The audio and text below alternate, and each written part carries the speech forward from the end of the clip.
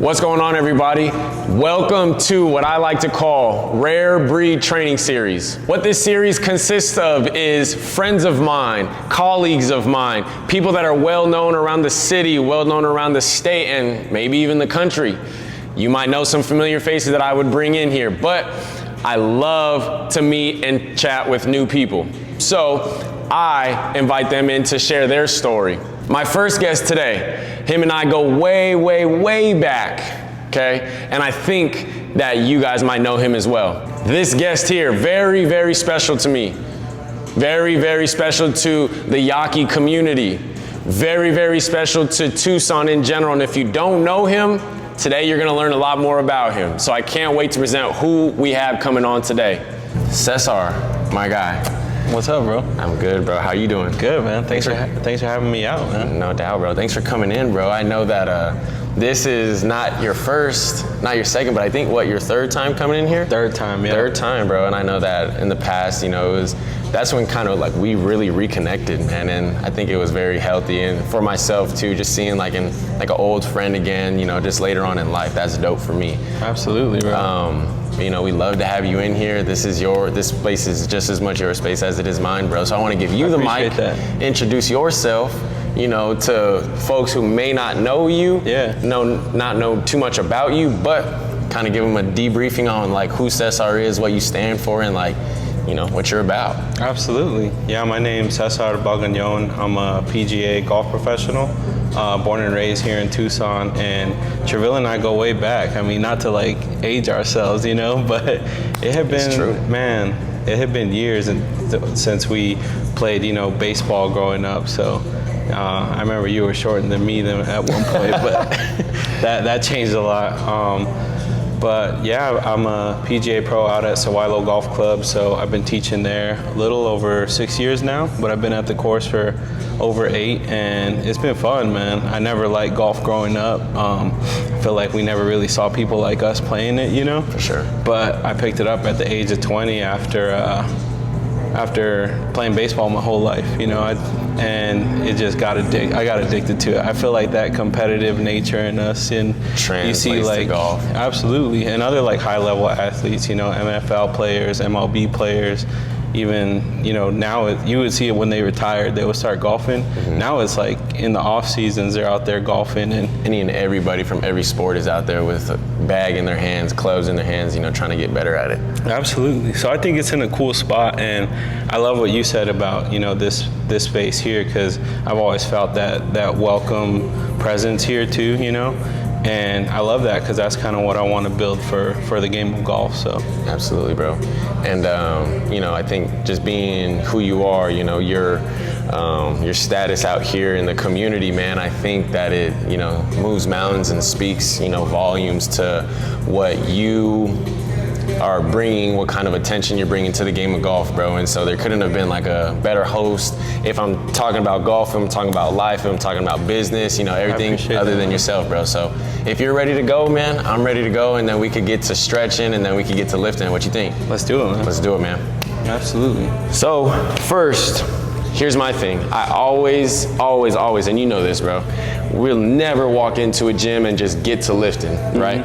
Mobility, activation, just as important, maybe even more important than the actual lift itself.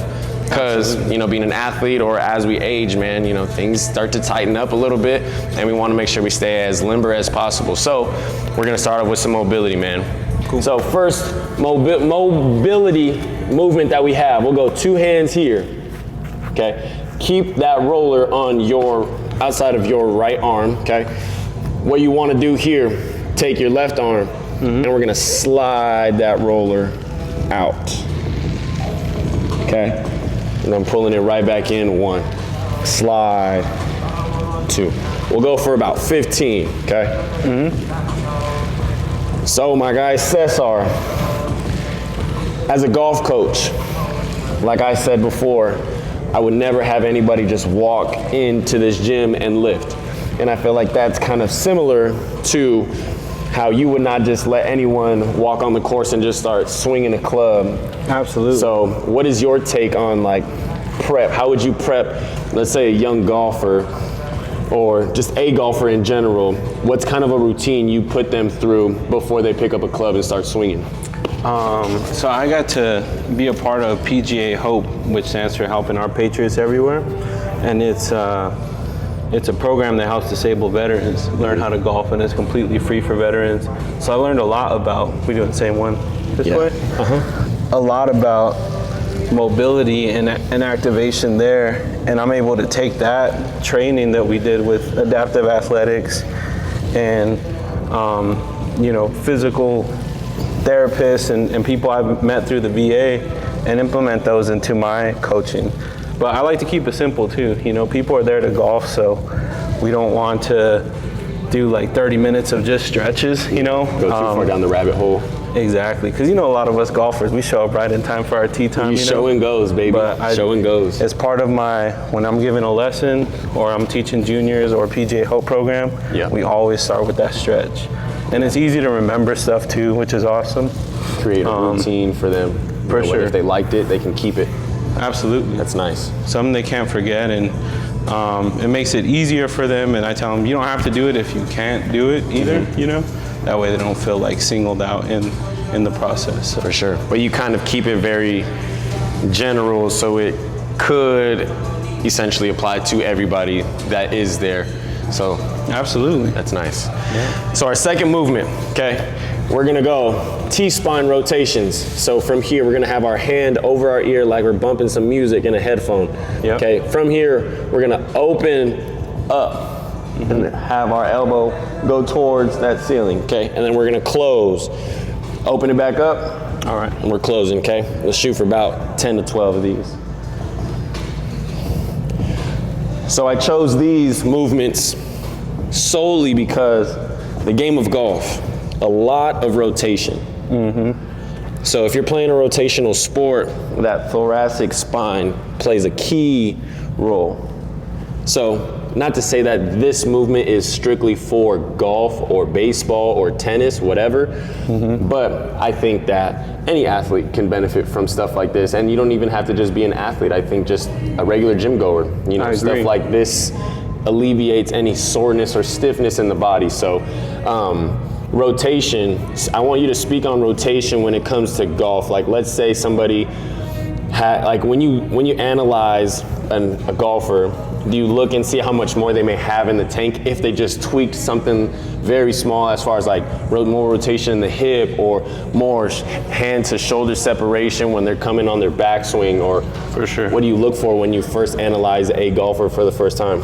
Well, part of it's in the interview process, right? So we get out for a lesson, I ask them if they have any physical ailments I should know about. That way we can address those from the jump. You don't want to push them to a limit when we have to manage our expectations, but when it comes to rotation, like you said, that's where the power is coming from. So doing training like this is essential to making sure that they can keep that going. For sure. And hit their goals, Because I think it's very intriguing on how Rory's strong, you know what I'm saying? Yeah, man. But then it goes from Rory to, let's say, a Scotty.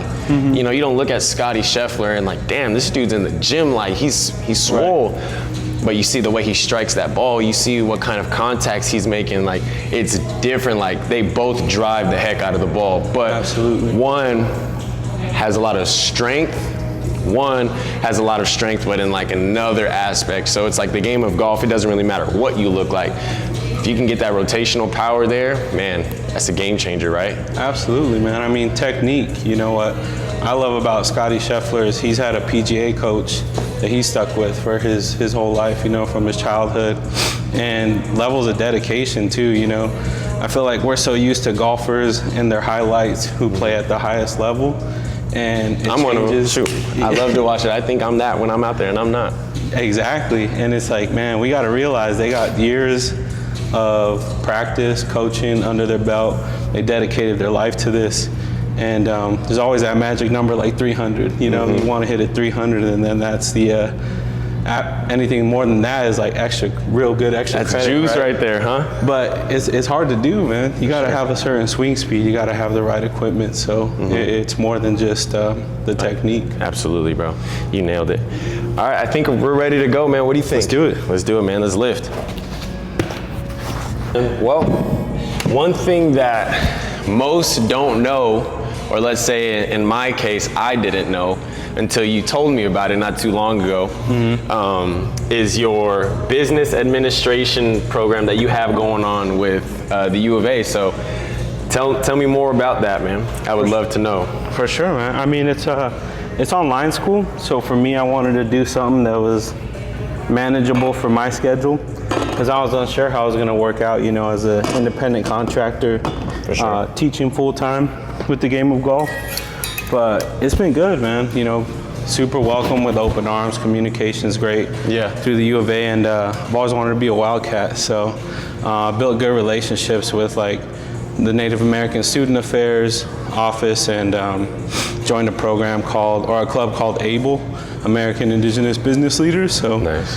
That's I know that sounded super scripted, but that's just what it is. It's what it is, right? Yeah. But it's been cool, man. I got to go to this thing called the Reservation Economic Summit.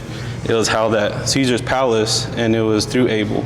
So I got to meet like tribal leaders and that's dope. Vendors all in that conference room. Because I feel like a lot of us don't really put ourselves out there like that. Yeah. And networking, you know, there's an art to it. It's not just like what can I get, you know, it's a mutual like two-way street. So for sure. What can you give also too on the other side of what you can receive from it? So absolutely, if you're playing both sides of it, you know, there's no way that networking can fail, because at the same time you're adding value to other people and, let's say, their business, their game, their lives, you know, so that's cool. You hold a lot of value within where you go, the words you speak, and like what you stand for. So that's dope, man. I appreciate it, man. Same as you though, bro. I mean, when we got started, I know I talked about, man, we should get out for like golf lessons, which you and your son like came in to get them into it. I think for the youth, and that's what drives me, like my niece and nephews, they grew up playing in my PGA Junior League at Sawilo. So with the youth, it's just making sure they love the game and feel welcome playing it. So I think he had a good time when we played. He loved it. He got a little fired up. He got a little fired up towards the end. I had to sit him down for a second. He started talking crazy, but my fatherly That's what golf will do to you, though, right? Man, what it does it to me too. You go back in there and chunk one. You try to, boy, you try to kill it. But that's not what it's about, bro. Every time you go out there to golf, it should be a good time. But you know, we did have a great time out there. We definitely owe you another trip. But no, we'll get there. Fun, man. We'll get out there. So on this one, trap bar deadlifts. Think you got 15 of these in you? Let's do it, man. On you. All right, man. You gotta walk me through the little proper procedure. So the way I always coach this trap bar deadlift, I have the tape there. That's kind of like a landmark for people's feet as far as where even would be. So if you could find yourself in a stance that is shoulder width, right? Okay, then you're perfect where you're at. Because now when we descend to go grab those, put our hands around the handle, it's going to be right outside of our legs versus some people grabbing it out front or some people grabbing it too far back and now they're picking it up here. What we want is just straight up and down. Okay, so it's vertical motion, so down, up, all the way down to a tap, then right back up. Okay. This a lot of legs right here? That's perfect. All right.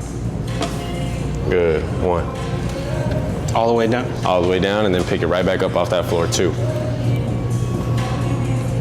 3. Yes, sir. Is it damaging if you lift it up like too far in front of you, too far in back of you?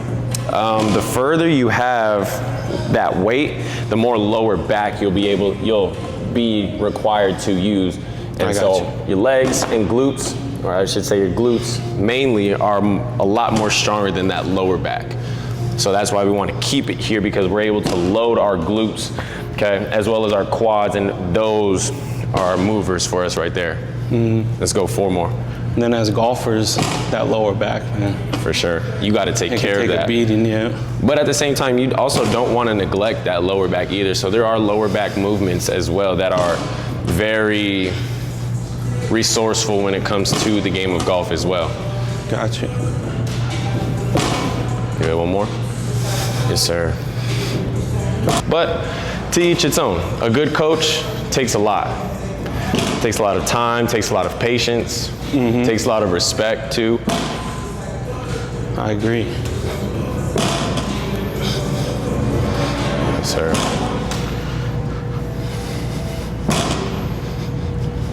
Good, you got 8 more. 7. Yes, sir. Yeah, no, I agree, man. One approach to teaching golf is like reverse engineering it. I feel like a lot of us see that big drive and we want to learn how to do that first. Right. But Tiger Woods learned backwards. He started putting, and he started chipping, and they had the long club in his hands like later in life, you know? Was his dad paying him every time he would make a putt or something like that? Oh yeah, that's what I read, and I think I heard like just distracting him, you know? And that's why he was focused on the process of it all, you know? Right. One of my favorite things that he said in an interview, I think it was the 2008 US Open. He made this putt on 18 to force a playoff. And they asked him, what was going through your head? You got this like super clutch putt on the line. And he said, I just want to put a good roll on it. And I'm like, dang, just letting that ball get in the way of a good swing, you know? Yeah. It's so much like easier said than done, but when something clicks in your head and you can think like that, I feel like us as golfers can be control freaks. You know, you're like trying to guide it to the target, but you let it get in the way of the swing, it changes your game for sure. That is true.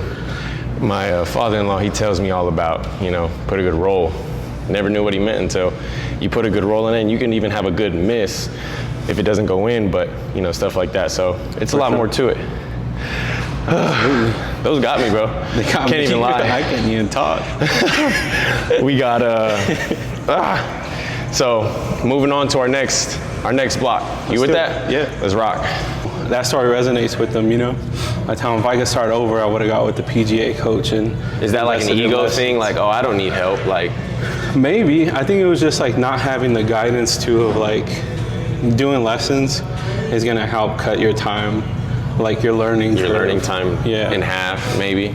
Absolutely. Yeah, it's hard to put like a metric on it because it's how much time people can put into their golf game too, I tell people as a coach, I'm here to guide you, you're here to learn, and then where it's really gonna hit you is when you're practicing on your own and playing on your own. Right. You look over our notes and it's like hitting you. You're like, that's what he was talking about, I think that golf, you kind of have to leave your ego at the golf shop before you even get to the driving range or the putting green. Because if you're like, oh, I'm good, I don't need help, or like, I'm good, I could just show up and like go, like. Exactly. When in reality, golf's a big, I'm going another one. Golf is a big mental game, bro, so. 100%. If you're beating yourself up mentally, it's kind of hard for you to succeed at that game, and. I agree. Having a mellow head too, not being a hot head, being able to regroup after a bad shot, let's say, like. Because if you're not a pro, you're probably going to hit a lot more bad shots than you are good shots, but. For sure. Your game gets a lot better and more finer when you can correct those small mistakes, right? I think it's all about managing your misses. Like you say it in a different way, which is good because sometimes as coaches we're trying to communicate the same thing in 9 different ways, till it clicks for somebody. But yeah, managing your misses, and again, managing those expectations, like, oh, I didn't put in work all week, I'm probably not gonna. But then you never know, you surprise yourself. And the game's humbling, man, but I always say the game of golf is borrowed. Like, you got days where your driver's on fire and your irons and chipping ain't working, I followed it, yeah. And then you go out another time and like everything works, and then that's like your personal best that you ever shot, So, one thing too, my guy is so valid that you guys probably know who I'm talking about, but Jason Tatum, how many of his tournaments have you played in over the past few years?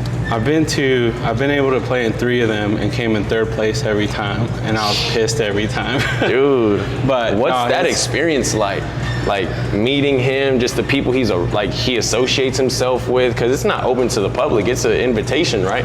Yeah, it's inspiring, man, to say the least. Like, my favorite part about it is when we're doing the luncheon after like the ceremonies, and you know, people are getting their raffle prizes and stuff, and like Jordan golf shoes and all that fun stuff. Sheesh. But you know, they have these presentations on behalf of his foundation, because they're in St. Louis, and that's where he grew up. Right. So he rebuilt like his home basketball court and built computer labs for kids, you know. And so, like we talked about, the youth is what inspires me, man. And imagine like growing up in St. Louis and Jason Tatum's like the person you look up to, and he's bringing you to his golf tournament. You know, I remember one year seeing him and Blake Griffin play together, and that was crazy. But getting to know Jason Terry, who played for U of A, definitely a legend here. Legend, iconic, high socks. Yeah, exactly. The Jet, sure. man. We did a Jet celebration on the green one time. He sunk like a super clutch putt. But him knowing my uncle through like the casino, actually, that's where he asked somebody, hey, do you know any golfers around here? He's like, I know a family that golfs, and like the dude's son is a pro at the course. He's like, well, I'm looking for like golf friends, you know. And we just hit it off, man. We like the same music, and he's a super cool dude to be around. So he sets it up for us. That's tight. Every year, and it's fun, man. It's a good experience. That's tight, man. Jason Tatum, you know, he's so young in the game, but you know, he's done so much already as just being so young. Absolutely, and so, man. The notoriety, the fame, everything that he's, you know, been able to be blessed with, it's tight to see that he's giving back to the community. It's, you know, and it's cool that you're able to be like a part of that, or get to experience it. Let's say for Tucson, you know, like I don't think anyone else from Tucson can say that. Yeah. But it's cool. You know, I've been to one golf tournament. Well, my best friend Levi, he hosts his golf tournament every single year in Phoenix. You've won. Well, that course is set up good for a scramble, man. So when you catch fire on those, like, it's different. You it's can cool. go low. Yeah, I did. Levi actually invited me to go travel with him to play in his friend Jordan Poyer's tournament out there in Fort Lauderdale a couple years ago. And man, you know, like NFL stars are there. Like I was able to go to Poe's house, meet his family. That's you wild, know, man. jet skis in the backyard, like dinner. It's nothing too. Dude, like it's nothing. It's just like, man, people really live like this. But like at the end of the day, like what we see them on TV is they're just regular human beings. Like, you know, they just want to live a life like surrounded by their family, surrounded by their friends, give back to the community. And it's like, man, I love people like that. 100%, so, man. That's cool. Another thing that stands out for me at the Jason Tatum tournaments is Deuce is always with them. You know, his like son? Jason Tatum's, they have like a golf clinic before, you know, and Deuce is out there playing, and Jason Tatum's right there watching them, like encouraging them. So there's nothing like that for sure. And then seeing them, he's out on the course with them.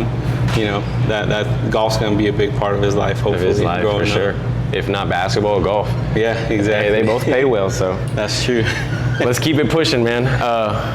We'll keep going down the list. Sound good? For sure. Let's do it. One thing that you did mention is the difference, or a question that you get asked as well, is, you know, the PGA Pro versus the PGA Coach. So can you kind of explain the difference on, you know, what being a PGA Coach is, and what kind of value you add to the game of golf as well, being that? So for me, it's a good analogy I heard from our president of the PGA of America is PGA Tour players, they play for millions of dollars, and PGA professionals, we teach millions of people the game of golf. So that's important to me, man, because we're kind of like the boots on the ground spokespeople for the game. Right. For example, like one thing I started is a Get Golf Ready program, and it's a clinic, so it's open.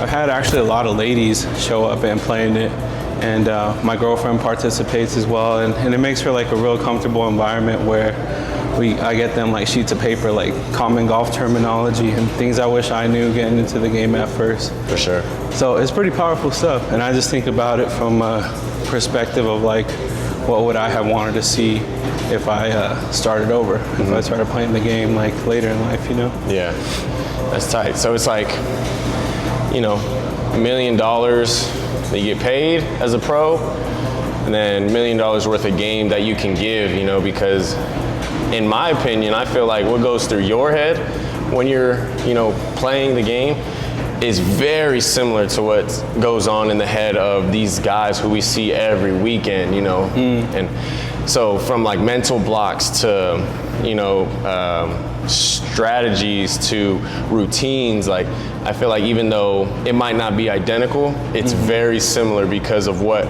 you know, what they know, and what people like myself or anyone else out there who doesn't necessarily know, but you can make the game a little bit more, not easier, but relatable to them and allow them to grasp like the true concept of whether if it's driving, putting, chipping, or your second shot. So absolutely, I think it's a testament to like mentorship and PGA pros who have been in the game for a really long time. For sure. And even around some of the best players in the world. Like a couple weeks ago, I was at a coaching summit up in where was it, Desert Forest, and I got to sit next to this coach, and he's been a PGA member for like 40 plus years for 6 hours. There was like 16 of us kind of having like a mastermind brainstorming, like open forum of conversation, like for sure, where the game's headed, where it's been, and it's something that we talked about. You know, it's not about what we all know up here, it's what we can give to somebody after a lesson, after a session like this, and what they can walk away from. So, walk away from this with. Yeah, you could coach somebody 7 days out of the week, but if they're not getting out and, you know, playing, if they're not going and practicing, you know, on their own time, or just envisioning, you know, themselves with a club in their hand and stuff like that, it really won't click until they do it. So for sure, that's neat. I think what's important, and I've experienced this with you, is checking in on somebody too. You know, like I don't like giving lessons back to back to back to back. I'm gonna give somebody a lesson, get feedback from them. Hey, let me know how your next practice or round of golf goes. Yeah. So that we can work off of that. You know, give me feedback. We can work on something the next time we get together. Absolutely, man. Absolutely. I think we got battle ropes next. So I got a couple more questions for you when we get these battle ropes. So as we're battling these ropes, we got to find the breath work to get it done. All right. Okay. Like Twister. We got, in 5 seconds, we're going for 1 minute, okay? All right. So I'd like to close it off this way. Cool. Ready, set, let's rock. So, what's next for Cesar Balgañon? Right now I'm working on an indoor golf business, man, with a business partner. Super grateful for that opportunity. There's a lot that goes into it, man. There's commercial real estate, not my expertise at all, but you partner with the right I people. call myself like forever a student of the game, you know. And with it comes these challenges, and you gotta find a way to break through them, you know, whether it's jumping over those hurdles, breaking through them, going under them. So I'm excited for that, man. Bringing that to Tucson. It's already here, but putting our own twist on it. Putting your own spin. Because I remember, because if I remember correctly, when we would meet up for lunches every now and then, you would give me the rundown on what your vision was for the city, and that was one of them. So, seeing that, you know, you're finally, everything's kind of coming together with school, with your business, with now this future endeavor, bro. Like, there's no way it can fail. You're kind of already, you know, creating your own bridge. So that works out. That, man. I think it's a lot of hard work and a little bit of luck, right? Sometimes it's better to be lucky than good. So, I mean, shoot, if you could run into the right people at the right time, and they know, you know, you put your expertise, your knowledge, mix it with theirs, what they're able to do, what they're really good at, man, create something great. Planted seeds, bro. I always say that, you know, like one of the seeds was like going back to school after a long time and not being there, but wrapped up my PGA schooling, and I'm like, all right, what's next? You know, never stopping that learning. Never stop learning, never stop networking, never stop connecting, never stop creating, bro. So It's good, man. Well, I appreciate you coming by, bro. No, thank you, bro. Catching the sweat with me. Good conversations, man. Absolutely. I hope nothing for the best for you, bro. You too, bro. If you ever need anything, you know, my doors are always open. I appreciate it, I'm man. sure I'll be coming to Likewise. see you at Sawilo one of these days. Oh, we gotta do it, man. We'll do a little segment out there. Absolutely. That'll be fun. Once Y'all it don't want to cools see off a my little golf bit. game right now. It might be atrocious compared to this guy's. Well, look at like LeBron, you know. I commend him for putting himself out there and like showing his swing and stuff. That stiff dude. You know he hasn't become a meme, but like he still did it. And then you look at like Steph Curry.